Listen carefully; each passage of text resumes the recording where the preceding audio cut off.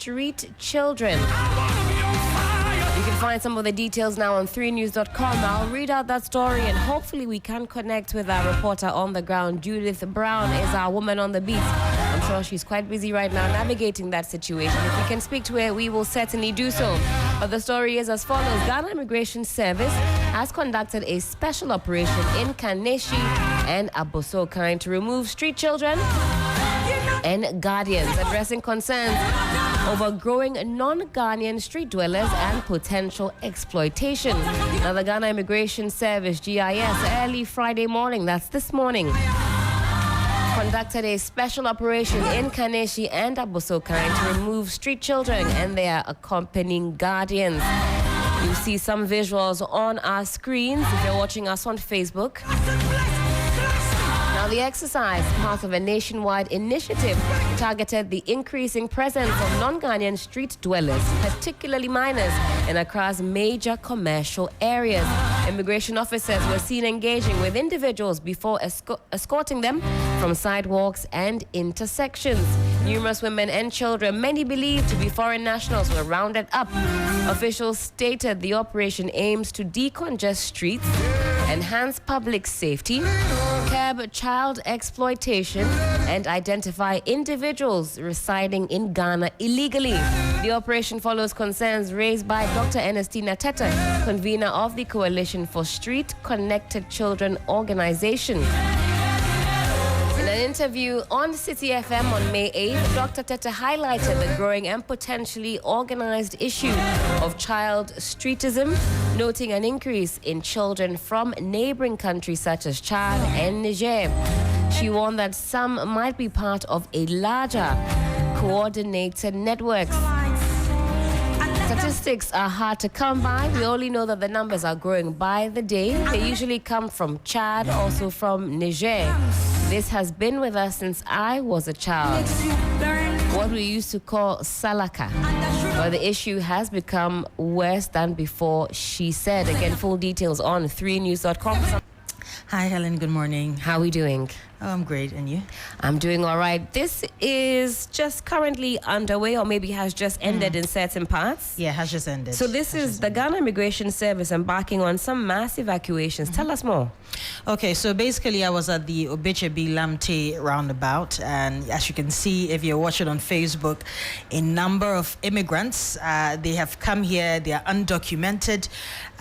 So basically they're illegal immigrants, and you can see them on the streets on a daily basis. That's begging right. for alms and all that. So basically most of these people are brought under the pretext of work. Oh, come to Ghana, I'm going to give you work and all that. And then they migrate these people to the country and they exploit them. Most of them are just on the streets begging for alms. Some of them work for them, and you can see a lot of them women with so many children. You even wonder whether these children are all for them. Yes. So most of them are really going through harsh conditions. They have no place to sleep. You see them sleeping under bridges. If you go to Circle, you see a lot of them that sleep there on the pavement blocks and all that. So these are the kind of conditions most of them are going through. And so what the Ghana Immigration Service is trying to do is to evacuate these people back to their country.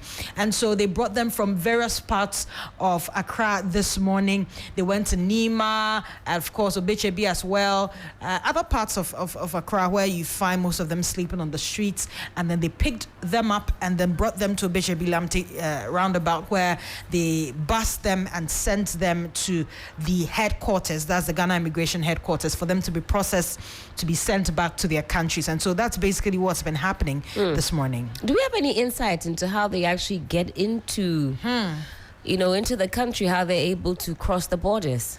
That's one question we're trying to pose to the PRO. Of course, currently the men on the ground from the Immigration Service are not allowed to speak on record to us, and so we're meaning to speak to the PRO of the unit and then see really, because I mean many of them have made the claim, and if you were there, we spoke to some of the people on the ground. That's the Ghanaians that were around watching the scene, and some of them from Zongo, Nima, they tell us that they come with so-called allergies, and of course you'd begs the question as to really who is bringing them, how are they entering the country, because it's through the same immigration service that they should be able to enter the country.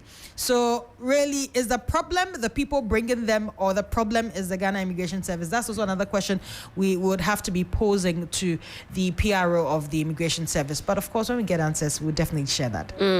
We're attempting to actually speak with the PRO from the GIS, and of course, once we're able to connect, we'll bring you that. If you could put a figure or a number to the individuals that you spotted, can you even count about how many people would you say? It's uncountable. The bus, the long bus that came to pick them, so you can imagine a bus like an Ayalulu bus came to pick them to the headquarters, and that bus had gone around 15 times. So they fill the bus, they send them, the bus comes back, send them. So even some said over 20 times the bus has gone and come, and they came around 2 a.m. to 3 a.m. in the morning. Yes, it fills up. Yeah, they fill up the bus. So it seems that at least over 1,000 of them have been sent to the headquarters and will be processed to be sent back to their countries.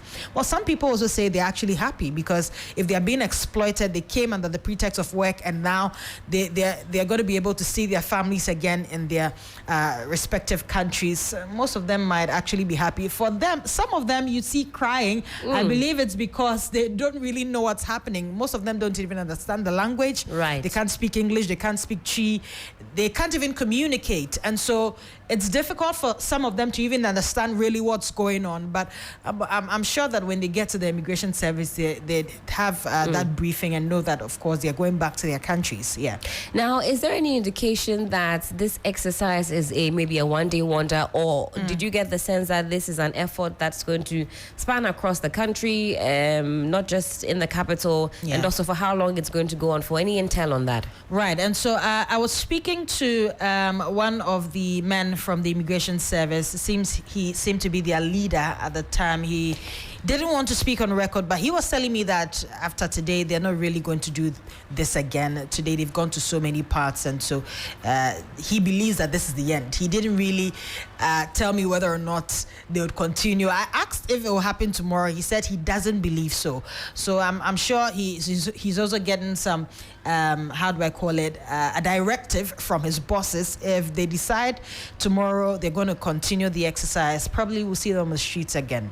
Because we've seen this before, some efforts to clear underpasses, bridges, roads of what we assume are illegal migrants. But as you've heard from Judith Brown, 20 times this bus came and went. That means that our efforts the last time were not that sustainable. So it's intriguing to hear that this might just be a one-day operation, but I'm sure we'll be getting further and better particulars as the day progresses. Interesting scenes there. If you're watching on Facebook, you'll get a picture of how that went down. Did you see anybody maybe trying to escape when they heard the sirens or saw the this point was the point where they had brought them from different parts, and then that was like the point where they are sent away. So we didn't really see the rushing and all of that. Okay. But we saw one pregnant woman.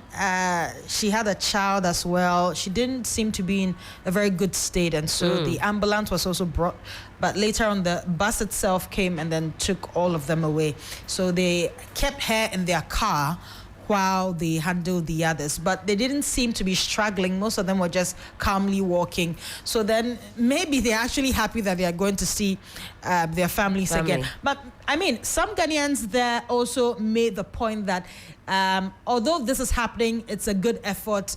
They are not sure whether this is sustainable enough, because I mean, as you said, this has happened time and again, and yet we are still seeing them even in larger numbers in the capital city of Accra. And so really, are they going to return? That's another question to ask. And how are they going to enter? Another question to pose to the immigration service. Now, according to 3news.com, that story I just read out before Judy came in talks about these migrants coming from Chad and Niger.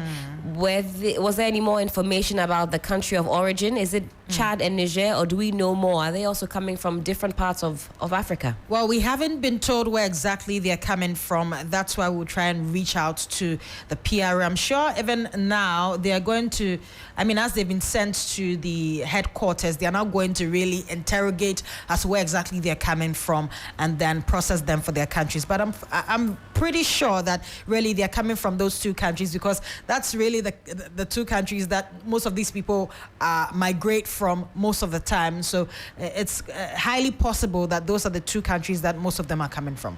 Well, certainly, if there is more, we'll bring that to you. Judith Brown, our woman on the beats.